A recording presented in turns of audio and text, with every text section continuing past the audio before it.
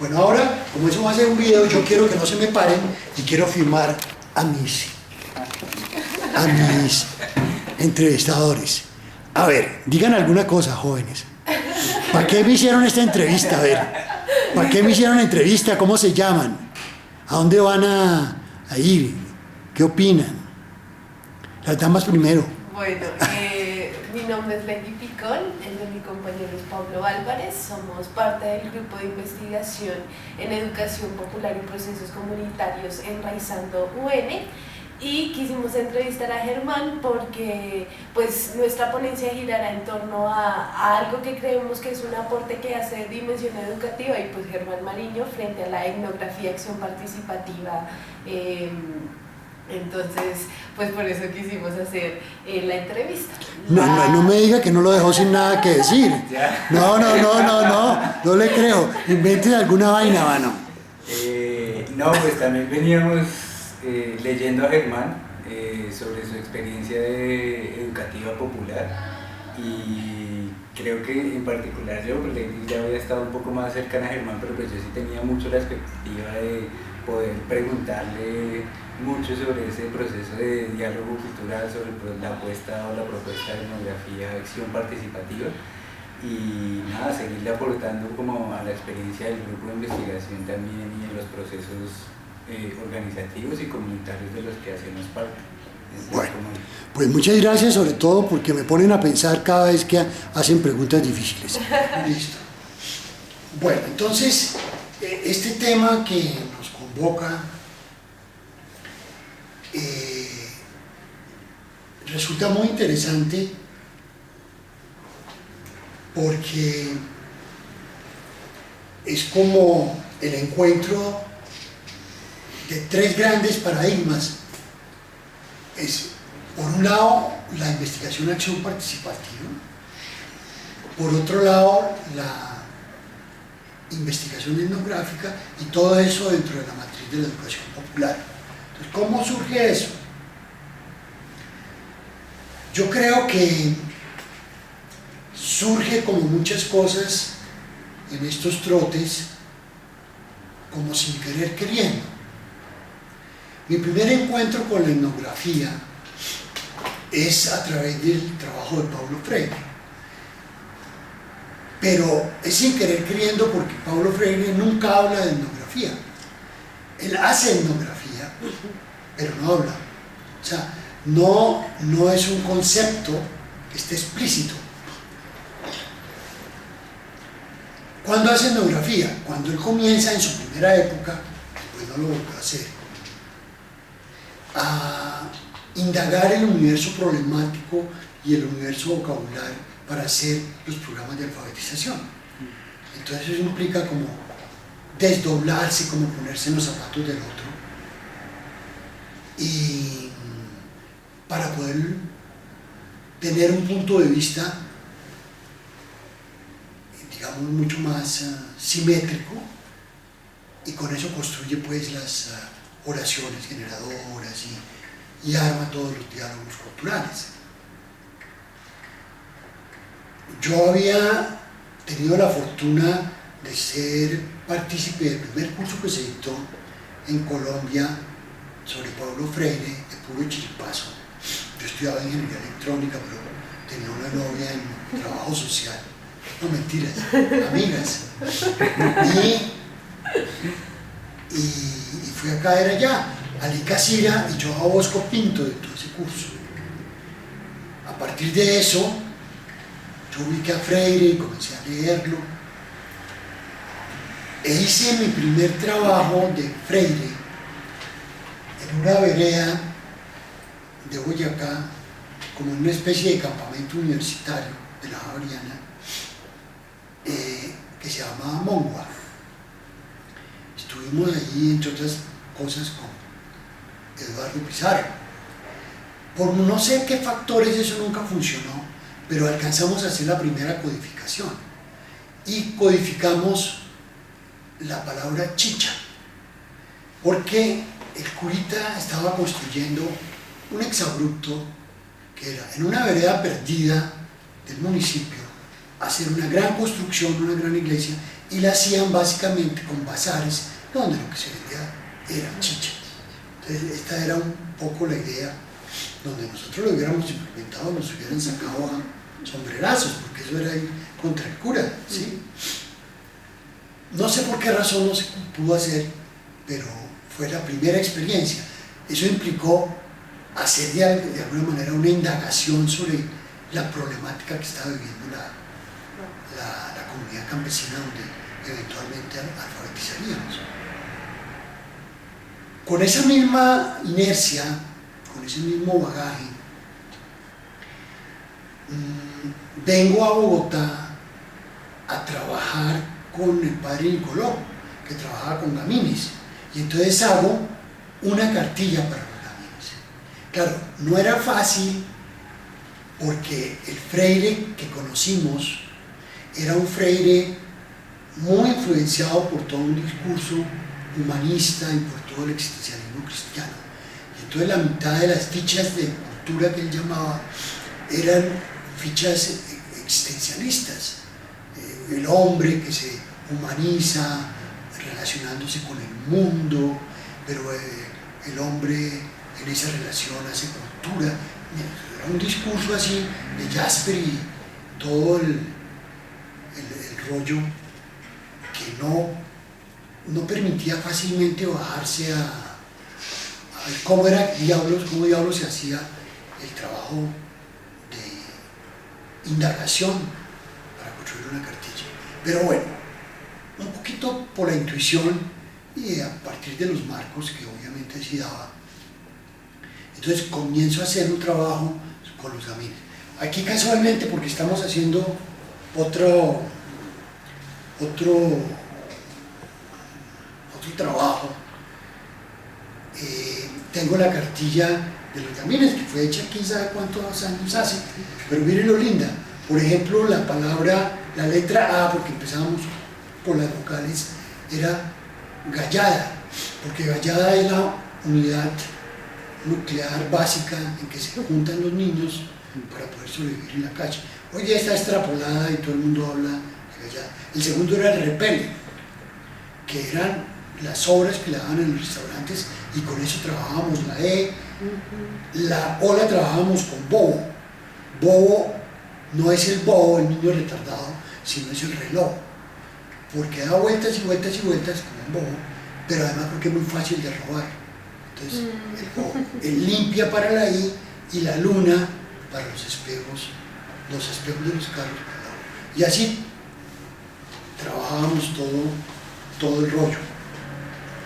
Entonces este freire que hacía etnografía sin saberlo comenzó a dejarnos ya huellas, experiencias, pero yo todavía no hablaba en esa época ni conocía la etnografía. Sin embargo, cuando se hace el cierre de las universidades, de las facultades de ciencias humanas, de muchas universidades, eso fue en el año 60 y algo, yo salgo unos meses después a formar parte de un equipo que trató de hacer la Universidad de Ciencia Humana, que era como la alternativa al cierre, y que estaba liderada por una familia emblemática hoy prácticamente desconocida, pero que jugó un papel muy importante en esa época, en la izquierda de esa época, que era la familia Zavala. Allí estaba Germán Zavala, que era un matemático, estaba Jaime, que era un psicólogo, y estaba Manuel, que era un antropólogo. ¿Por qué los nombro? Porque Germán fue como, digamos, el asesor del grupo Golconda. Tuvieron un periódico en la época de Camilo que se llamaba Frente Unido y trataba de aplicar algunos elementos de la etnografía a la construcción del periódico. Pero esa etnografía no es una herencia, no es una construcción de Germán, que era matemático, sino de Manuel, que es el antropólogo. ¿Sí? Entonces yo comienzo a dictar clases en la universidad, dicto clases de lógica, matemática y lógica dialéctica, en un experimento muy simpático, pero me encuentro con Manuel, que es el que dicta metodología de la investigación, y Manuel trabaja la etnografía. Claro, Manuel era una persona muy particular y se hace un rollo así absolutamente lunático de las triadas dialécticas, y entonces 90% de sus planteamientos son especulaciones simpáticas, sugestivas, pero absolutamente porosas, pero sin embargo alcanzo a encontrarme con que los antropólogos tenían una forma de trabajar que era la etnografía, y particularmente el diario de campo, porque el diario de campo era la herramienta que utilizaban los estudiantes de la Universidad de la Ciencia Humana para hacer su trabajo de campo. Entonces digo, miércoles, esto que yo venía haciendo desde Freire es realmente una propuesta etnográfica.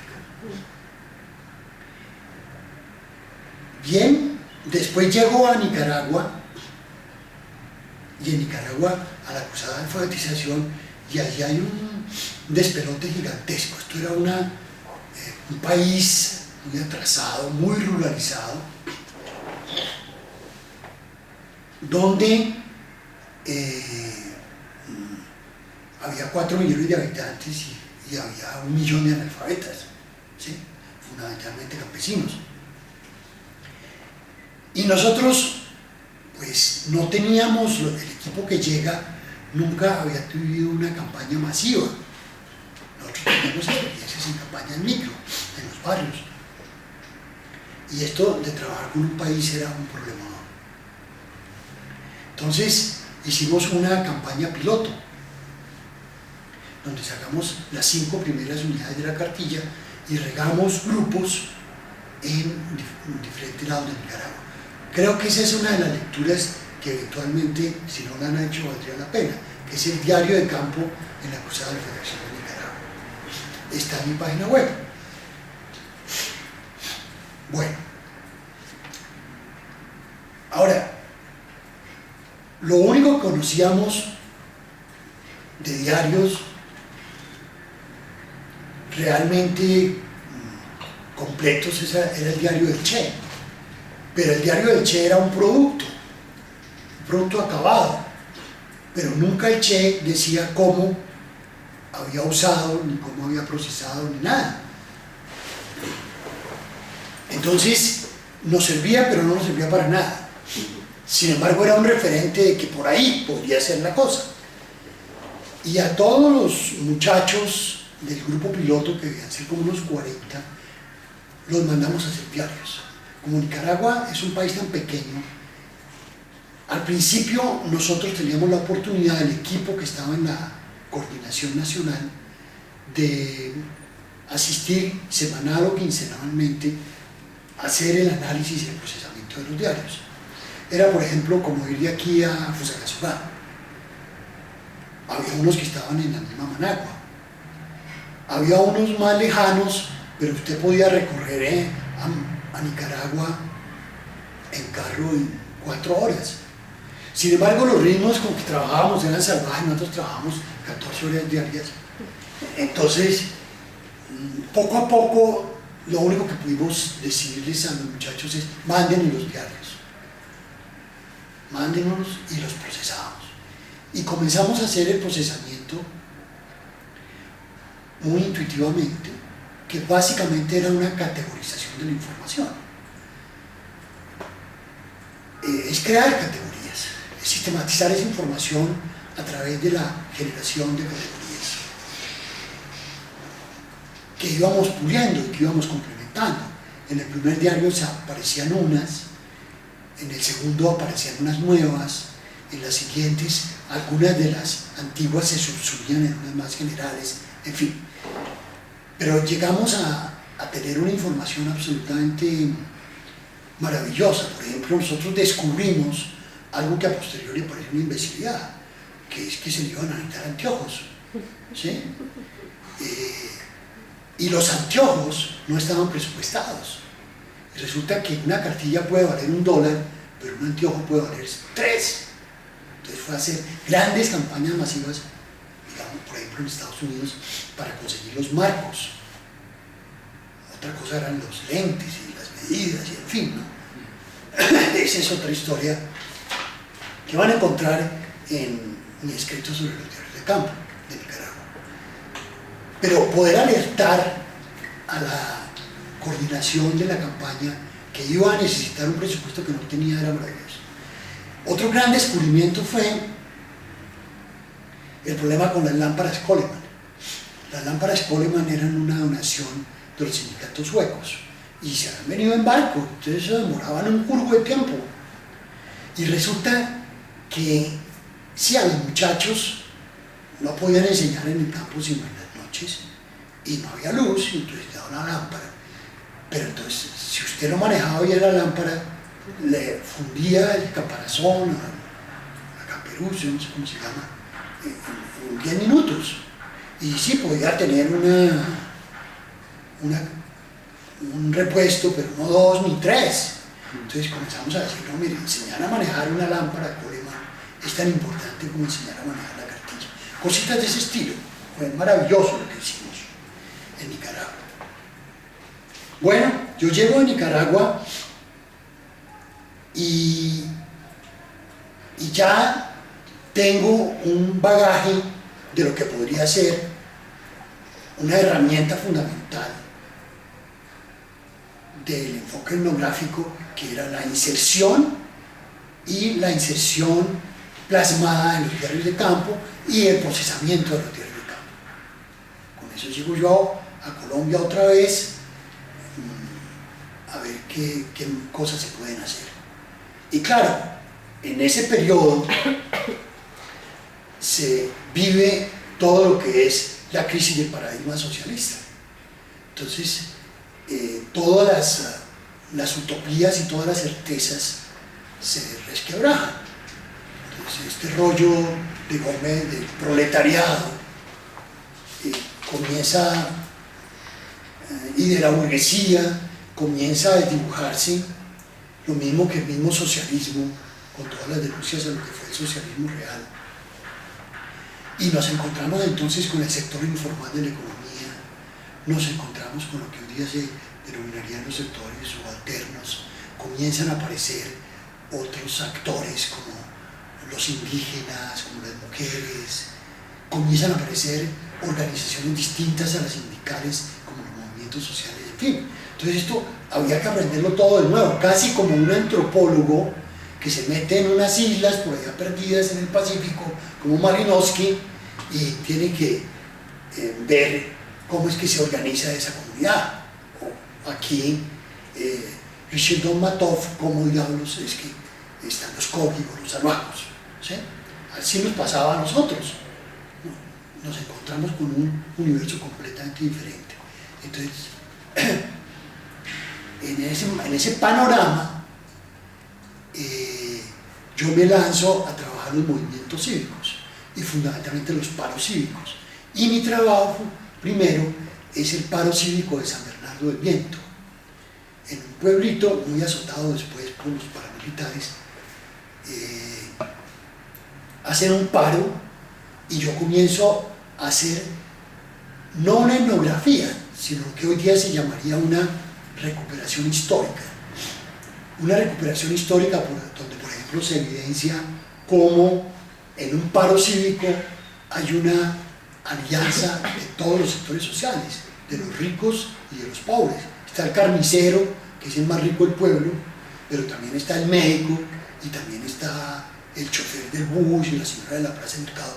¿Por qué? Porque a todos les falta agua, o porque la carretera es una porquería y nadie entra ni sale en invierno.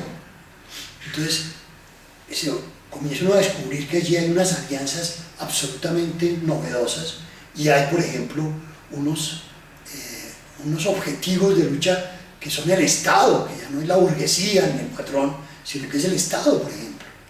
¿Sí? Bueno, esa ese trabajo que yo hago de recuperación histórica es un trabajo que se topa con otro de los grandes paradigmas circulantes en la época, que es la IAP. Y yo, sin saber, igual que me ha pasado con la etnografía, comienzo a trabajar la IAP, porque lo que hago con ese trabajo de los paros cívicos locales también está en mi página web, en juegos. Es un juego, primero es una cosa participativa, donde participa mucha gente, no toda la gente, pero mucha gente del pueblo. Y es un trabajo para la acción, que le sirve a San Bernardo para reconocerse, y si hay necesidad de hacer otro paro, pues aprender de las lecciones, pero yo lo traduzco en un juego de simulación y comienza a circular en locales, en localidades donde nunca habían hecho un paro, por ejemplo. Entonces se juega con el paro del San Bernardo del Viento y se aprenden cosas que obviamente ahora hay que contextualizar si alguna localidad se va a lanzar a hacer un paro. Cosas tan elementales como esta: ¿a qué hora se comienza un paro? Usted no la puede comenzar a las 10 de la mañana porque ya tiene la policía. Usted la tiene que comenzar el día anterior, por ejemplo. Eso a posteriori es una obviedad, pero no lo es para alguien que nunca en la vida ha hecho paro. Entonces, allí me encuentro entonces con el otro paradigma, que es la IAP. Digo, carajo, entonces ahí hay algo que hay que comenzar a fusionar, que es la etnografía y la IAP. Todo esto en el marco de la educación popular. Pero vienen mis distanciamientos y mis peleas con la IAP. Entonces viene, por ejemplo, el problema de que, digamos, usted no hace un paro después de un taller. Usted hace un paro cuando hay condiciones objetivas. Entonces no es cierto que puede ser muy participativa la vaina, pero el paro puede ser dentro de 6 meses, o puede no ser nunca si se quiere, porque no existen las condiciones. Entonces esta cosa de la aplicación mecánica de la fórmula, yo comienzo a tomar distancia, y bueno, más adelante ya pues viene todo el debate de los latinoamericanos con la IAP, en el sentido de que se requieren métodos, ¿no? No solamente se requiere compromiso político, sino se requieren métodos de trabajo y métodos de investigación para poder hacer IAP. Porque la IAP se fue convirtiendo, como dice Pedro Demo, en una acción participativa con compromiso político. Pero no había allí una investigación, o sea, no era realmente una IAP, sino una AP. De ahí que mi última propuesta sea fusionar la etnografía con la acción participativa, sin excluir que se pueden hacer muchos otros tipos de investigaciones, ¿sí? O sea, usted puede hacer IAP no solamente con etnografía, sino con muchos otros tipos de investigaciones. Bueno, pero eso es un panorama que yo voy aclarando lentamente. Allí se inicia mi panel con Fans Borda. Incluso la propuesta de Pedro Demo es tardía, es una propuesta 1990 y pico. O sea, no es algo que yo llego de Nicaragua, hago la recuperación en San Bernardo del Viento y se me aclara, sino demoro 10, 15 años en aclararla, porque es que rompa con Fans Borda.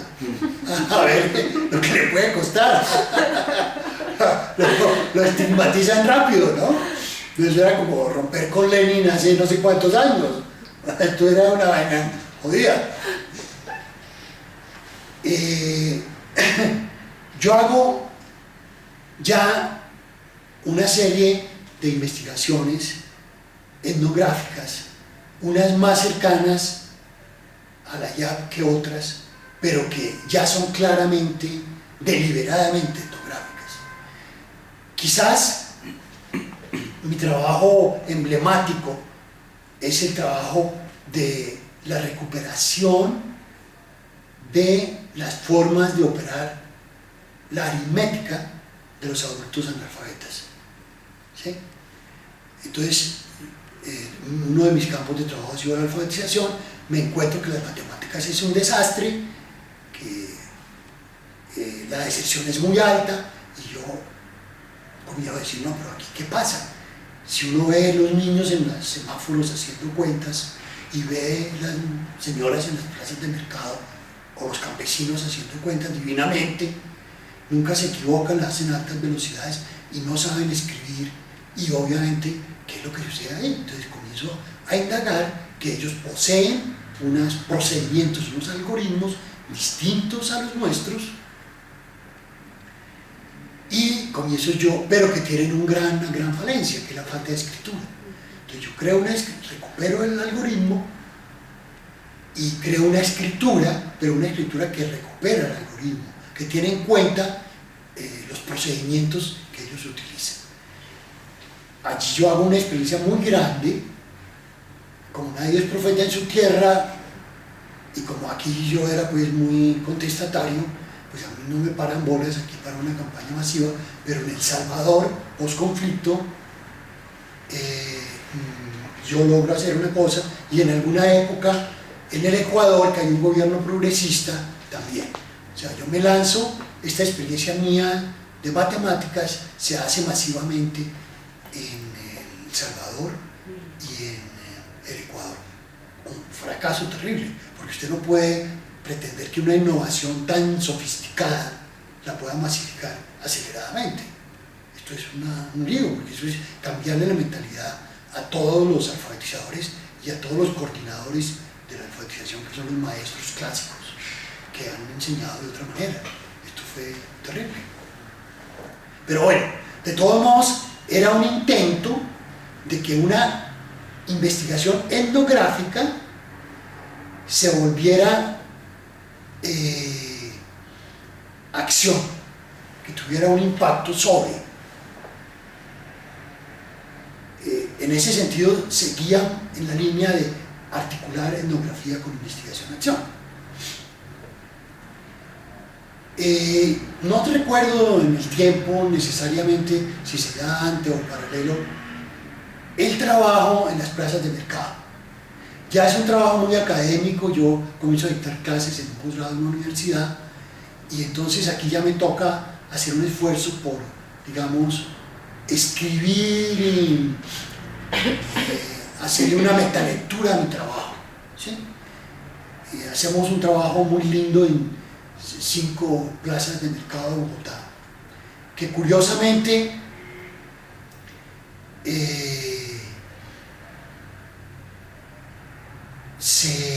tiene una acogida muy grande. En mi página web, que es una cosa muy modesta, tiene 3.000 entradas, ¿sí?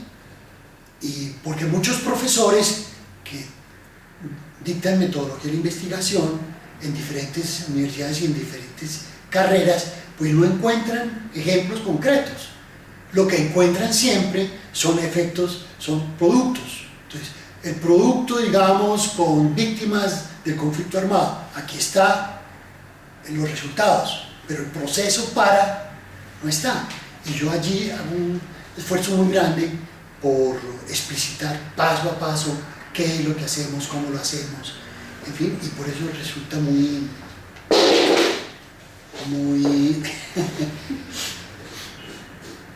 acogido.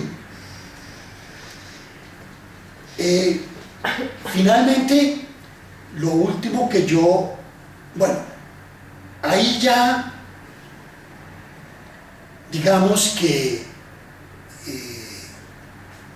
tengo como mucho más claro, desde hace digamos unos 8 años, 10 años, que una alternativa sería la EAP. Insisto que una no más, porque hay muchas formas de investigar. Y el enfoque y los instrumentos de investigación dependen digamos, de lo que yo voy a investigar. Si yo quiero investigar nutrición en los niños, pues para eso cojo es una regla y una pesa, ¿sí? ¿Cuánto miden y cuántos kilos pesan? No voy a hacer un trabajo etnográfico, digamos, Ahora, si yo quiero averiguar por qué comen y por qué no comen, en fin, eso ya es otra carreta. Entonces hay que irse con el dispositivo adecuado.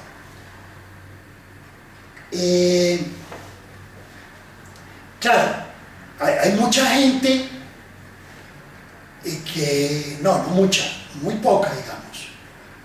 Yo intenté hacer algún trabajo a nivel de Chile, nunca se dieron las condiciones, pero aquí hay una persona que siempre ha trabajado en la misma línea, que es el profesor Vasco, no el matemático sino el antropólogo. Yo no lo conocía, había leído algunos de sus trabajos, me parecían muy interesantes, pero alguna vez me lo encontré en una universidad en un panel, y bueno, esto sí resultamos como el agua y el aceite, porque es que el profesor Vasco es de un fundamentalismo impresionante. Es decir, si usted quiere, él ha vivido con indígenas toda la vida, desde que se graduó. Entonces, si usted no vive como un indígena y con los indígenas, usted no puede hacer ninguna investigación sobre el problema indígena. O sea, si usted va a hacer una investigación sobre los transvestis, se tiene que volver travesti, mano. Esto es de ese tamaño su radicalidad, ¿no? Y decía, no, mire, hermano, yo le ponía, por ejemplo, en esa época, en el panel le ponía un ejemplo. No me diga que esa es la única ni la mejor manera de hacer, ni con esas condiciones. Mire lo que está haciendo la revista cuando existía, no, Cambio, que la cierran, ¿no? ¿Era Cambio? Sí. La cierran porque destapan Agroprecio Seguro. Dos periodistas se ponen a investigar qué carajo de participación, ni qué etnografía, ni qué IA investigan y ponen al gobierno en jaque, ponen al gobierno de Uribe en jaque, a punto que tienen que cerrar la revista. O sea, yo le ponía ese ejemplo, no, cuidémonos de magnificar las formas de investigación, porque eso no es cierto. Esa investigación de dos periodistas que ni sé los nombres puede tener más impacto sobre un país que todas las IAP que hayamos hecho los 4.000 locos desde hace 10 años, ¿sí? Y estos gastaron 4 meses haciéndolas solos. De golpe en los escritorios y en las notarías y en los ministerios. Bueno, es una lástima porque yo sí pensé que era una persona con la que convergíamos. Y yo creo que conceptualmente convergemos. Más que IAP, hay que abrir un capítulo que es la EAP. Donde diferimos es en los modus operandi, ¿sí? Pero, bueno, yo no le conozco a él, sino a una que otra ponencia donde nunca ha explicitado métodos específicos de trabajo y cosas por el estilo. Pero me supongo, y fue muy grato para mí, encontrarme con otro loco que pensaba lo mismo que yo, porque no es algo muy difundido en América Latina, ¿no?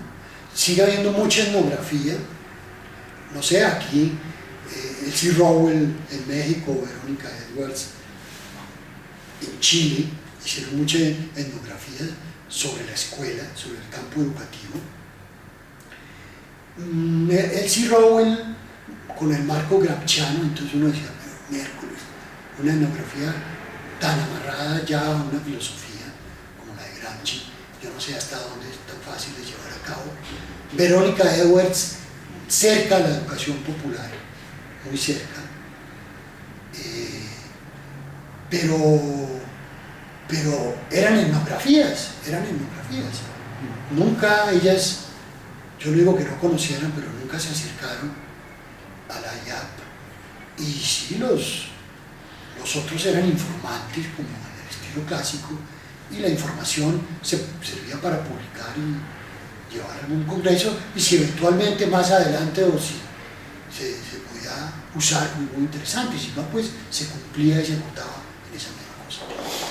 Ya para terminar, la última, digamos como el último refinamiento conceptual, es algo que yo encontré, y un poco también sin querer queriendo, me estoy pareciendo más al Chavo del Ocho de lo que pensaba, es con mi investigación sobre el recreo.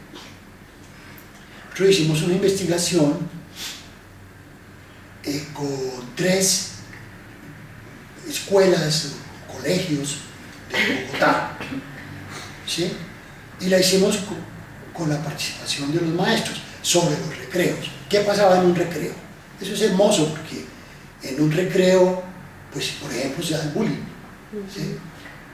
Se dan los noviazgos, en un recreo se hace todo, ¿no? Se dan las competencias deportivas. El recreo puede ser más importante que lo que suceda en el aula, y eso es un universo absolutamente desconocido. Bellísimo. Pero ¿qué encontré? De golpe, en algún debate, en algún lado, alguien me dijo, pero si es que eso que usted está haciendo no es ya. Le dije, usted tiene razón. Porque allí los que participaron fueron los maestros, ¿sí? Los diarios de campo los hacían los maestros, el análisis de la información la hacíamos con los maestros, y los muchachos de los colegios participaron de manera muy tangencial. Y yo dije, sí, esta última investigación, en esa época, no hace mucho, 6 años, es una investigación con maestros. Y descubro que realmente existe una corriente, que es la investigación-acción del profesorado, una corriente inglesa que ha manejado Stenhouse. O sea, como que en esta vida no se puede hacer nada por fuera de los grandes epistemes, así usted no sepa en qué episteme está subsumido. Pero en Australia, Kenny se está haciendo algo parecido a lo que está haciendo Stenhouse en Inglaterra, o lo que estaba haciendo yo aquí en Bogotá. No sabíamos, pero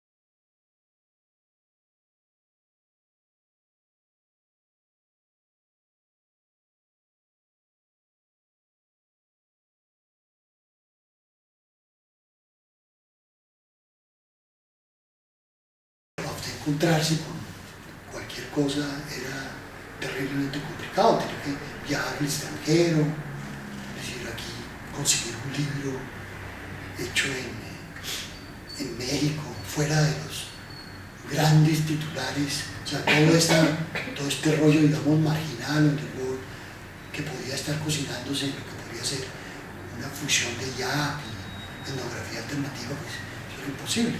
Cuando uno iba a un congreso y se encontraba con alguien, por ahí encontraba folleticos o ponencias, ¿no? Hoy día es mucho más sencillo. Pero yo sí creo que a pesar de que tenemos ya mucho reconocimiento de nuestros nuevos interlocutores, la educación popular tiene que seguir en una línea muy EAP, que son como, yo diría, dos grandes legados de América Latina. Eso no significa que nosotros hayamos descubierto la etnografía, y más aún, ni siquiera que hayamos descubierto la IAP. Pues cuando Fassbord escribe sus últimas obras, nos remite a Soltax y a montones de autores de otras latitudes. Lo que sí hemos nosotros hecho, como latinoamericanos, es darle una utilización, un enfoque, una lectura diferente. Solo, por ejemplo, unir esos dos grandes paradigmas, eso implica ya un salto cualitativo, ¿sí? Utilizar el enfoque de AP para cuestionar el establecimiento es también algo que no hicieron Soltax en su época, porque lo que necesitaba en esa época, cuando se estaba en la Segunda Guerra Mundial, se inicia la investigación acción participativa en Estados Unidos, es resolver problemas a altísima velocidad, pero para poder enfrentar el problema de la guerra, ¿sí? Muy distinto a lo que nosotros estamos usando la IAP en este momento. Bueno, entonces creo que esa ha sido mi sinopsis. Hice bien la tarea, espero. Y si tienen alguna pregunta, con mucho gusto.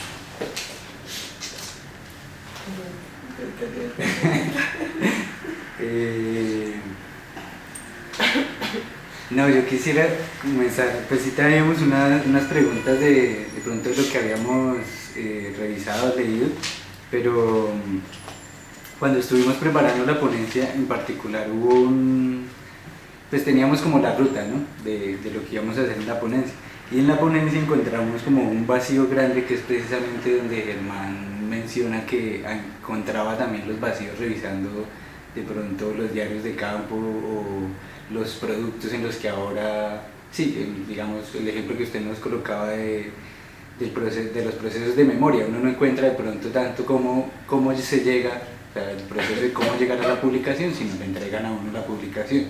Y asimismo, en la construcción de la ponencia, encontrábamos un poco que teníamos un vacío en si nos devolvían una pregunta quizá alrededor del cómo es ese proceso etnográfico, es decir, en qué ha cambiado, en qué características tiene, ¿sí? Qué tipo de investigación tiene, si uno podía encontrar algunos pasos dentro de esa investigación o no,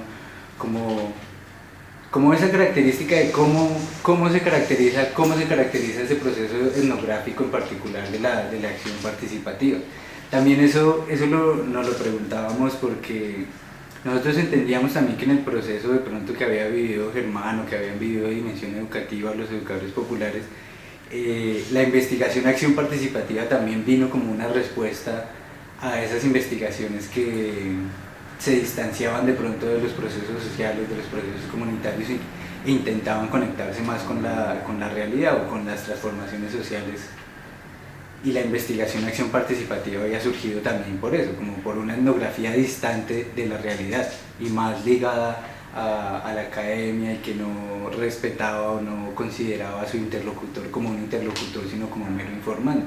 Y esa había sido la respuesta, como, ¿usted lo considera solo informante? No, pues vea, la investigación acción participativa vino para considerarlo como un interlocutor válido. Pero entonces, ¿por qué La pregunta ahí era hacia la etnografía, como qué de esta propuesta de etnografía acción participativa en su proceso, entre el cómo se hace la etnografía acción participativa, qué elementos tiene, cómo hacer esa etnografía acción participativa. Sí, y complementando una cosita chiquita, era como que hicimos un ejercicio de poder, digamos, hablar de lo metodológico de esta propuesta y en ese sentido, pues digamos, decir como parte de unos principios, un poco lo que está hablando Pablo pues de cómo se lee el papel del investigador, cómo se lee el papel de la comunidad, bueno, digamos, de unos principios base, luego de unas herramientas que tú, pues, digamos, señalas muy bien, el diario de campo, la observación participante, las entrevistas a profundidad, bueno, digamos, esto que los métodos cualitativos pues también pueden aportar, y digamos que en donde teníamos más dudas no era tanto en los principios ni en las herramientas, sino en ese proceso, o sea, conformamos un equipo, ese equipo de quienes hacen parte de ese equipo, luego qué hacen, o sea, cómo se codifica. Estaba también la esta de la evolución sistemática que plantea la IAP, y pues que la etnografía pensaríamos un poco sería una cosa más de que esa evolución se hace siempre, todo el tiempo, digamos, en esas reuniones con la comunidad que a veces plantea Vasco, pero sí como que hay muchas dudas de ese procedimiento, ¿no? Tú en algunos de los libros hablabas de cómo Paulo Freire pues tenía un equipo donde estaban, digamos, los educadores y otras personas de la comunidad, y a partir de lo que hacía el equipo con los diarios de campo, pues se hacían unas codificaciones que partían de primero con un grupo de la comunidad, luego con un grupo más grande y luego una tercera codificación donde estaba toda la gente, ¿no? La confrontación, y él hablaba, digamos, en términos de codificación, pero sí creemos que hay como, o pues que nosotras no hemos encontrado bien cómo es ese proceso, si más o menos hay algunas pistas o claves frente a eso. Sí, el problema más complicado siempre son los cómo, ¿no? Yo creo que, a ver,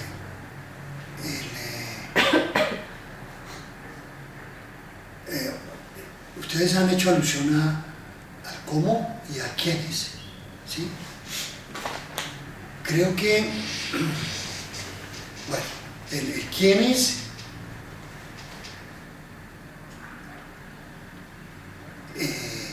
hay que pasarlo críticamente por un sedazo que yo he llamado las 4Ts, que no es posible que todos hagamos todo el tiempo, que es un poco como una fetiche del activismo que a veces se da muy fuerte en la IAP, ¿no? Todos tienen que estar en todo el tiempo, y resulta que hay tareas o especializadas o simplemente porque yo como por mi trabajo, por mi vocación puedo disponer de 3 horas al día, y pues una ama de casa no puede, o no sé quién no puede, ¿sí? 3 horas cada mes.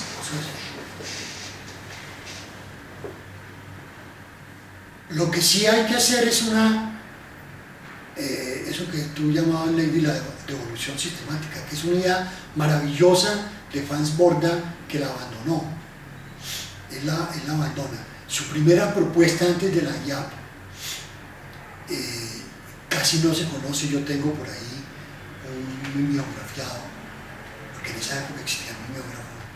Es la recuperación crítica y la devolución sistemática. ¿Sí? Es muy hermoso. Recuperación crítica, ¿sí? O sea, no hay que tragar entero, y además, pero sí hay que hacer recuperación, y hay que hacer una devolución sistemática permanente, o más que una devolución sistemática que aluda a lo permanente, una devolución en forma sistematizada, ¿sí? Que es un poco también lo que hace Freire.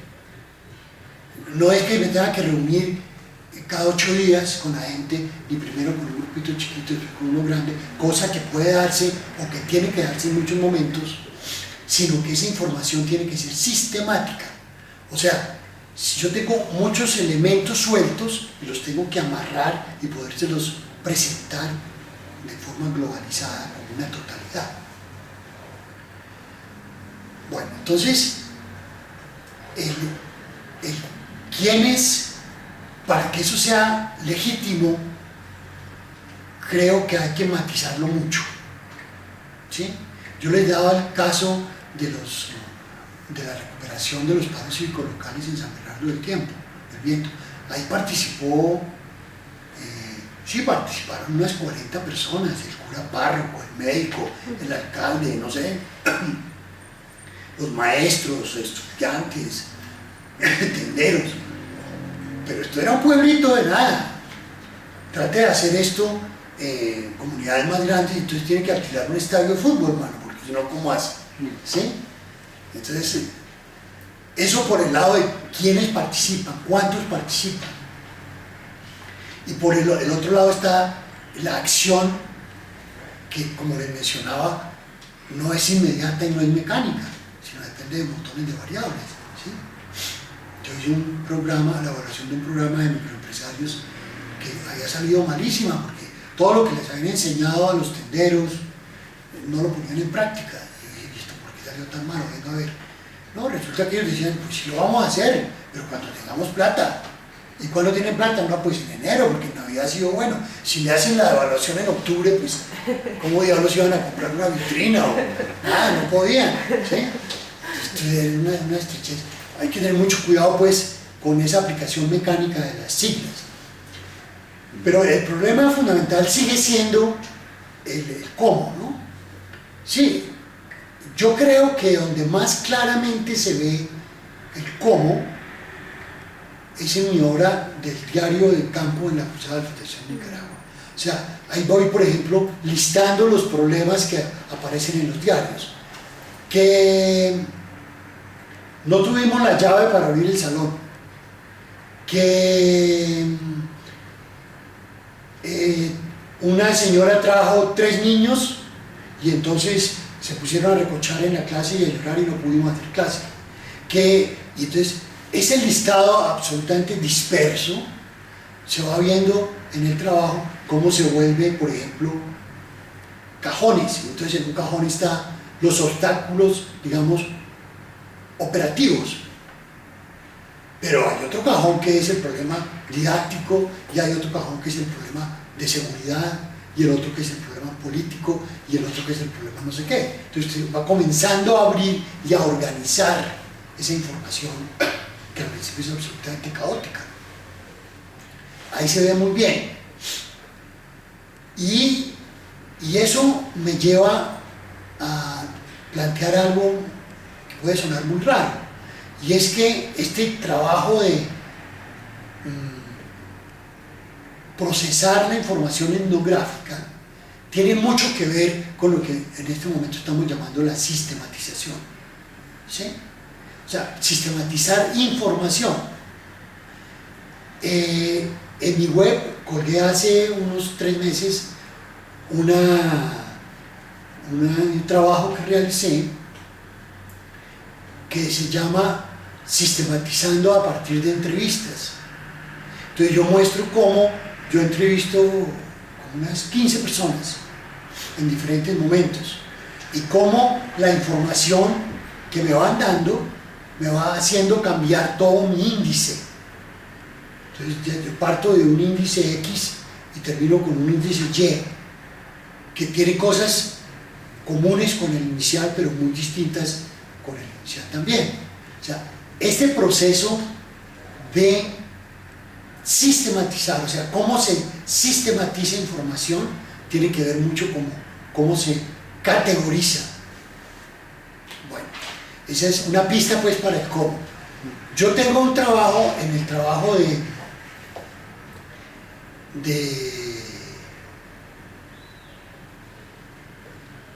también de sistematización que hice con una serie de grupos que trabajan con reinsertados.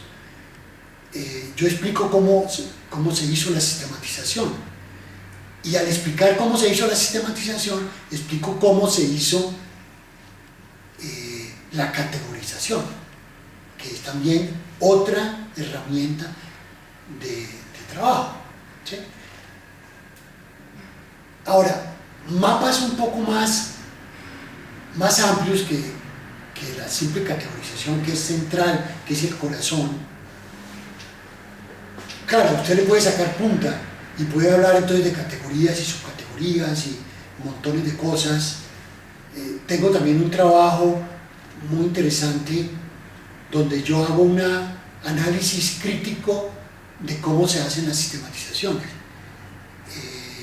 Un trabajo sobre los jardines infantiles de Bogotá. Contratan 4 universidades, las universidades hacen las clasificaciones de la información que obtienen, y entonces yo comienzo a ver cómo hacen mal las clasificaciones, algunas, no todas, algunas son soberbias, ¿sí? O sea, toda esa reflexión que no se reduce a crear categorías, sino cómo se crean bien las categorías y cómo se amarran categorías para armar estructuras. Eso es clave para poder decir cómo proceso la información. Pero hay también discursos más amplios que tienen que ver mucho con lo operativo. Por ejemplo, en el recreo. En el recreo yo planteo 2 grandes momentos. Esto es una investigación que se hace con 3 maestros. Yo planteo un momento de investigación propiamente dicho a partir de la inserción en los recreos y de los diarios de campo, y de entrevistas y de observaciones. Por ejemplo, ellos comienzan a observar que se juega plata a escondidas en los recreos, o que se vende comida y todos los choques con el de la tienda porque le hacen competencia. Bueno, y hay un momento, además, un momento de investigación, pero hay un momento de planificación de la acción. Entonces ellos encuentran el problema, por ejemplo, el problema de la tienda. Encuentran que los más pequeños se pasan el 80% del recreo haciendo cola. Y ya cuando van a llegar, llegan los grandes, se les cuelan y se jodieron. Entonces todo el recreo está haciendo cola y muchas veces no pueden comprar el roscón que van a comprar. ¿Y por qué no hay sino una cola? Porque es que el dueño o el arrendatario de la tienda no va a pagar más que un empleado. Entonces, ese es un problema. Le están robando el recreo a los chiquitos. Entonces, la acción que surge de ese diagnóstico, digamos, participativo, entre comillas, es presionar para que al próximo arrendatario de la tienda se le exija que haga 2 colas, una para los grandes y otra para los chiquitos, o por género, o lo que sea. O el problema, bueno, esa por decir algo. Otro problema, en muchos de los colegios distritales, los castigados recogen lo que la gente ha botado al piso en los recreos. Les decimos, el aseo no puede ser un objeto de castigo, ¿sí? Entonces hay que educar para que no se boten vainas al piso, sino se boten en las canecas, y entonces eso hay que transformarlo y hacer unas explicaciones y unas campañas. O sea, hay un momento como de investigación y hay un momento como de acción. No es que se hagan simultáneamente, sino que se hacen separadamente en el tiempo, por una cuestión cronológica. Usted tiene, por ejemplo, 3 meses de investigación, primer semestre escolar que dura 3 meses, pues, y otros 3 meses para implementar las medidas que piensa que pueden transformar y mejorar esa realidad, ¿sí? O sea, hay que hacer mapas de ese estilo, porque no todo es la carreta epistemológica o política. Hay carretas operativas que son claves, porque si no... Pero en el recreo está muy bien explicado. Además está bien explicado cuándo nos reuníamos. Por ejemplo, pues sí, yo fui algunas veces a los colegios, pero fundamentalmente los que hacían el trabajo de observación y de diario eran los maestros. pero y ellos se reunían cada semana. Y ellos no hacían el diario in situ, o sea, no lo hacían en el recreo. Porque ¿cómo? Lo hacían, muchos de ellos lo hacían en el bus o en la buseta cuando se desplazaban a sus casas. Lo que hacían era una memoria mnemotécnica, palabras claves que les iban a servir para evocar. Y yo me reunía con ellos después de que ellos se habían reunido, o sea, yo me reunía con ellos cada 15 días, pero ellos se reunían cada 8 días. O sea, cuestiones así muy operativas. Lo otro es, ya para la acción, pues eso es una convocatoria que no se puede hacer desde 3 maestros, sino que hay que convocar toda la comunidad educativa y allí la participación es mucho más amplia. Pero creo que eso hay que construirlo a la medida de cada uno de los problemas concretos que se están trabajando, con quiénes se está trabajando, en dónde, cuáles son las condiciones. Hay que crearlas, ¿no? Pero obviamente esos ejemplos sirven y dan algunas pistas. Y ahí en ese caso es que también nos preguntamos, son cosas pequeñas, pero por ejemplo la elaboración del documento y la elaboración, por ejemplo, de la planificación de la acción. Sí, uno tiene una idea de que si eso no lo hacen todos, eso no es participativo, ¿no? Pero ponga a escribir a usted póngase usted a escribir. Un estudiante que ha escrito millones de informes y de vainas, ¿ah? Y le cuesta trabajo, a los profesionales ya les cuesta mucho trabajo escribir. Ponga pues aquí a una señora del barrio a escribir. No, a ella le puede hacer una grabación y después la transcribe, después se la lee, en fin, ¿no? Ahí hay que también tener en cuenta cosas como esas, ¿no? O sea, a veces usted hace vainas muy participativas que en el fondo resultan que se oye poco al otro, ¿sí? Y a veces hay veces que usted hace cosas que parecen muy poco participativas, pero que realmente han tenido en cuenta lo que piensan los otros. Entonces, el problema de quién escribe no es tan determinante, es que se escribe. Porque pueden escribir ellos y ellos pueden estar repitiendo lo que yo les dicte, ¿sí? No lo hago yo mecánicamente, escribo y tal cosa, pero sí estoy induciendo lo que deben decir. Otra cosa es que yo, oyendo y conversando, pueda inferir qué quieren y qué piensan y qué opinan. Aunque no lo escriban ellos, si lo escribo yo, eso es más participativo, más genuino, más auténtico. Sí, allá les van a hacer muchas preguntas sobre cómo bailen ese trompo en la uña. No, también yo porque, bueno, te lo pregunto para escucharte, porque también es bueno. Claro.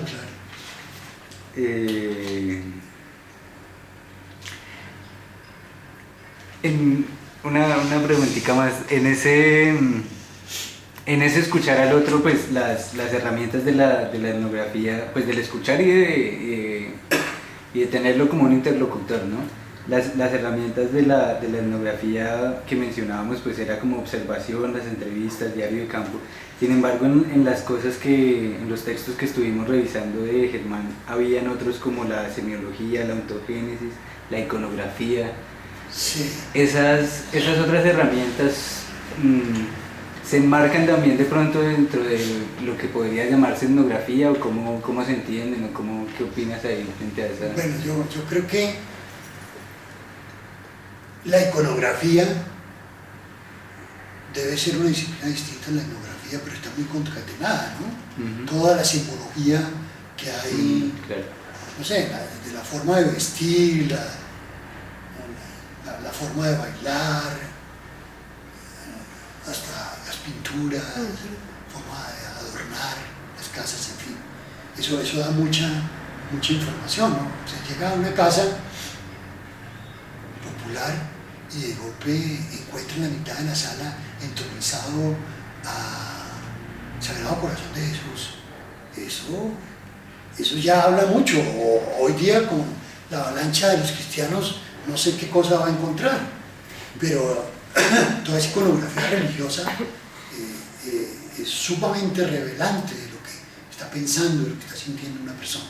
iconografía siempre es una herramienta buenísima que si se usa a la par de la etnografía puede servir mucho. Yo inclusive he hecho cosas locas como hacer historia de la alfabetización en Colombia a partir de las carátulas. O sea, solamente es un trabajo iconográfico que es cómo la carátula de la cartilla va revelando la concepción que está dentro de la cartilla. ¿Sí? ¿Qué? El nombre, bueno, el nombre, pero también el dibujo, ¿no? El dibujo de si hay un grupo leyendo, y si está leyendo, ¿cuál es el papel del educador? Si no hay ningún grupo, si no hay una estrella roja al final de una montaña donde todos vamos a... Bueno, por otro lado, yo creo que ahorita existen unas estructuras o unas propuestas muy hermosas que también ustedes tienen que trabajar, que son desde la hermenéutica. Yo apenas comienzo a manejarlas, a utilizarlas, y soy plano fundamentalmente en el relato, en las narrativas. ¿Sí? E inclusive me he topado y me ha dado mucha riqueza una herramienta fenomenológica que es la anécdota. ¿Sí? Entonces, ya buscando anécdotas que la gente cuenta con mucha más facilidad de lo que uno cree. Es que cuando, recuerdo una vez a Bernardo del Viento, se fueron a la capital y el presidente de la comisión tuvo que ir al baño, y el baño quedaba en el primer piso, y el tipo entonces se subió en el ascensor y se subió a las 12 del día y solo pudo salir del ascensor a las 2 de la tarde, porque él no sabía manejar el ascensor, ¿no? Nunca en su vida se ha montado en un ascensor. Y claro, entre las 12 y las 2 todos se fueron a almorzar y él se quedó encerrado en el ascensor. Esa anécdota muestra pues el rollo, ¿no? La diferencia, la lejanía que hay entre la capital y el pueblito. Pero todo este manejo del relato, por ejemplo, y de las narrativas, que no es el rollo analítico.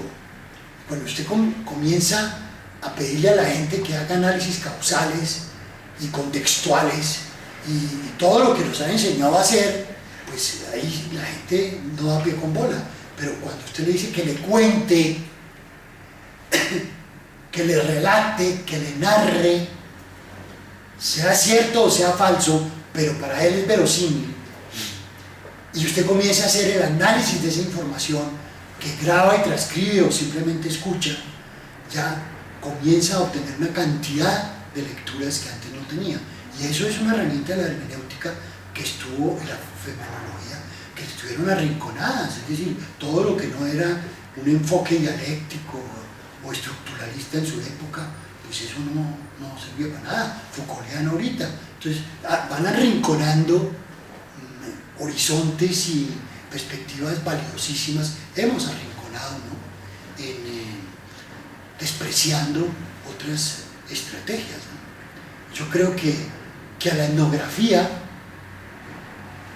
lo que había que hacerle era un complemento tan poderoso como ella misma, que vendría dada por herramientas como la narrativa desde la perspectiva hermenéutica o la anécdota desde la perspectiva fenomenológica o la iconografía. Claro, ya el rollo, digamos, de la ontogénesis puede resultar interesante en algunas temáticas particulares. A mí me resultó muy interesante en el campo de la matemática, pero no sé, en este estudio, por ejemplo, de los populismos en América Latina, ¿sí?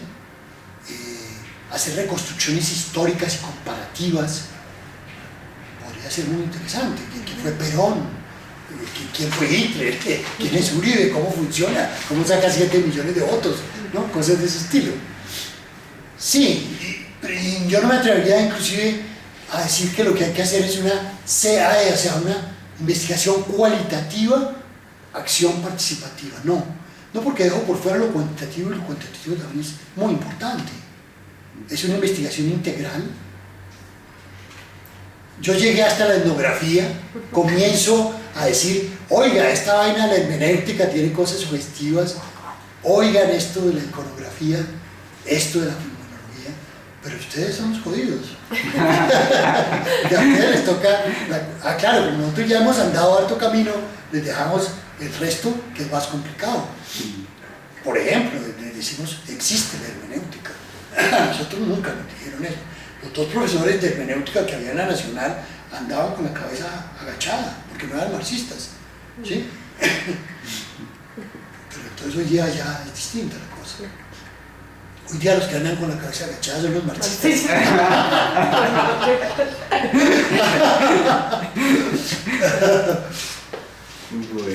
Bueno. Creo que una última preguntita, que también habíamos comentado con Pablo, es que pues efectivamente en la ponencia lo que vamos a intentar hacer es pues reconocer un poco cómo tú has utilizado la etnografía acción participativa en el proceso, digamos, de diálogo cultural o de hacer operativo el diálogo en educación, ¿no?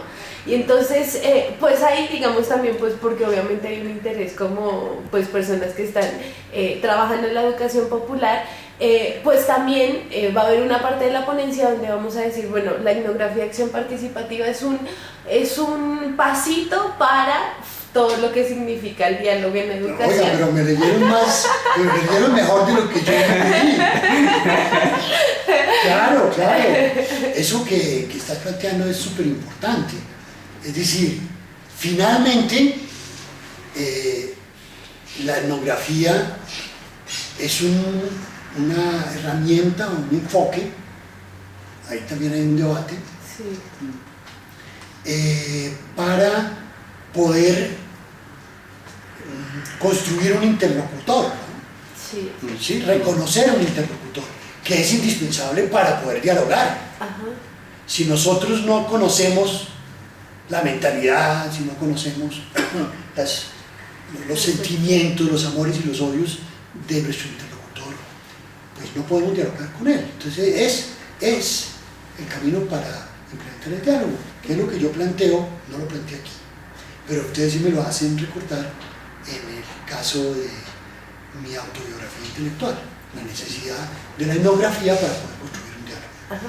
Y entonces ahora sí la pregunta iría un poco, bueno, ya digamos hemos desarrollado todos los pasos y nos encontramos con esto que tú planteas de en el aula no generar conflictos sino desequilibrio, ¿sí? Un poco el conflicto por el efecto de complacencia y el desequilibrio como una cosa, si se quiere, más colectiva que lleva un poco luego a la negociación, ¿sí? Sí. Pero digamos que ahí, no sé si hay algunas pistas, discutíamos con Pablo un poco, bueno, ¿cómo hacemos un escenario de desequilibrio y no uno de conflicto? Pensamos que un poco la respuesta podría ser, pues eso el proceso investigativo en últimas te va a dar las pistas para ver cómo yo aquí desequilibro a las personas que están participando en el proceso educativo. Digamos que las pistas un poco también las da ese proceso anterior. Pero si pudiéramos tener algunas pistas como más generales de cómo generamos ese desequilibrio y no un escenario de conflicto, porque a veces nos parece que es como difícil. Pues miren, por fortuna, yo todos los días me replanteo. A veces amanezco muy cansado y entonces no. Pero en el último cosito que escribí, ahorita les doy sacamos una fotocopia, un par de páginas. Yo no solamente me replanteo el tema del conflicto cognitivo piagetiano, porque genera todos, o el efecto complacencia o el despelote de la gente. Siempre hay matoneo en eso, porque hay uno que tiene más capacidad de hablar, en fin, ¿no? Más estatus, más poder. No solamente me replanteo eso, sino también me replanteo el desequilibrio cognitivo, por dos razones.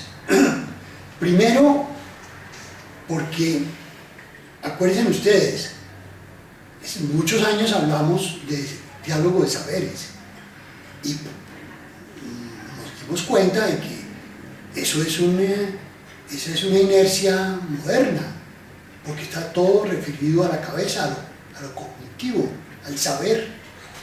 Y lo que hay que hablar es de diálogo de culturas, ¿sí? Cuando tú hablas de diálogo de culturas, estás metiendo las creencias, ¿sí? Estás metiendo elementos socioemocionales, tradiciones que no son solamente cognitivas, ¿sí?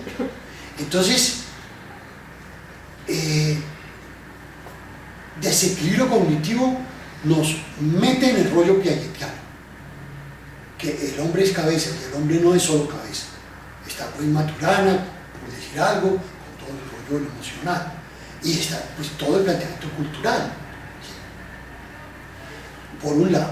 Y por otro lado, el concepto de negociación. No, yo que ustedes se jodieron. Si yo ya estoy cambiando cada 15 días, ustedes hagan la ponencia así como estaba. Es que el concepto de negociación de Brunner es un concepto bastante activo. Es muy lindo, pero pienso que hay que ampliarlo al concepto de ampliación de horizontes de sentido de Gadamer, que es una propuesta hermenéutica. O sea, yo ya debo bajarme de la nube de que llego a un taller, lo hago bien hecho, y al hacerlo bien hecho, a través de desequilibrios, logro que la gente piense como yo había planeado que pensaba. No, yo ya me bajé de esa nube. Yo pienso que yo llego a un taller, logro que la gente plantee lo que piensa, y que en esa conversación entre ellos y conmigo también, yo involucrado, se modifiquen posiciones. Pero ¿a dónde llegan? Ni sé ni me importa, porque es una pretensión muy grande creer que yo puedo cambiar un punto de vista en 15 minutos, ¿sí?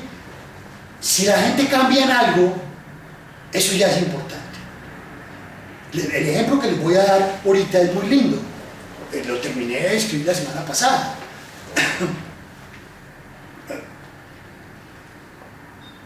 Hay un grupo de mamás que se plantean un problema con un niño, que es el de recoger los juguetes. Entonces la posición de las mamás es: si recoges los juguetes te doy una galleta, lo premio. Si no recoges el juguete te doy un castigo. Si no, ¿sí? Entonces, otras muy lindas que dicen: venga, recoge los juguetes más tarde, posterga el conflicto. La otra dice: no, yo voy a ayudarte a recoger los juguetes. Es una estrategia colaborativa, ¿sí? Bueno, las mamás llegan con distintas posiciones, y yo creo que lo que planteo es que al oír las posiciones de las otras, ellas pueden modificar sus posiciones.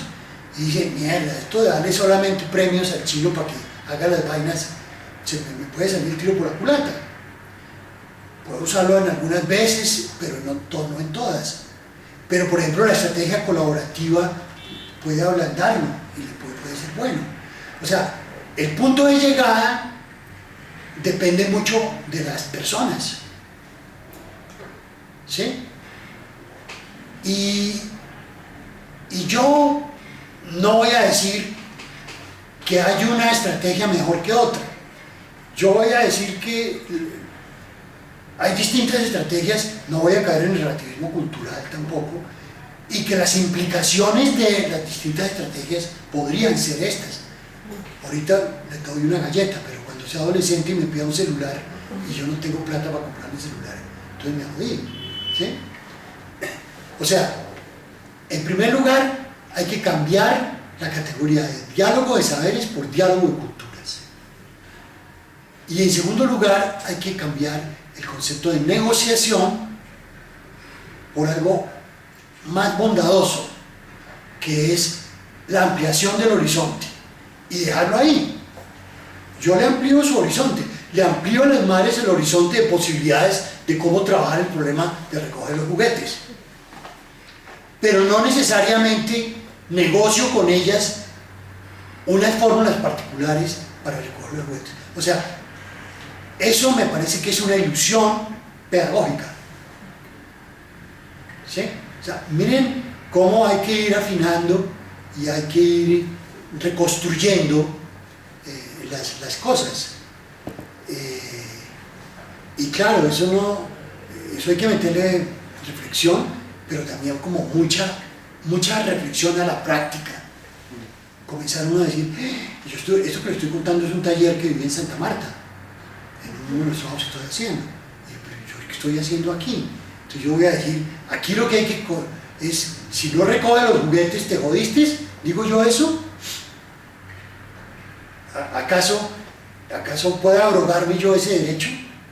O el derecho a, de golpe me encuentro yo con una población que el 80% son cristianos, entonces yo les voy a decir que no sean cristianos, o que el 80% votó por Uribe, y cómo manejo yo eso, ¿sí? O sea, creo que justamente la hermenéutica tiene unas categorizaciones bellísimas. O sea, este rollo metodológico de la narración y este rollo, digamos, teleológico, no teológico, sino de fin, de ampliar horizontes y no necesariamente cerrar, ni siquiera a partir de negociaciones, ni siquiera, sino no cerrar, sino dejar abierto, me parece más libertario, no sé.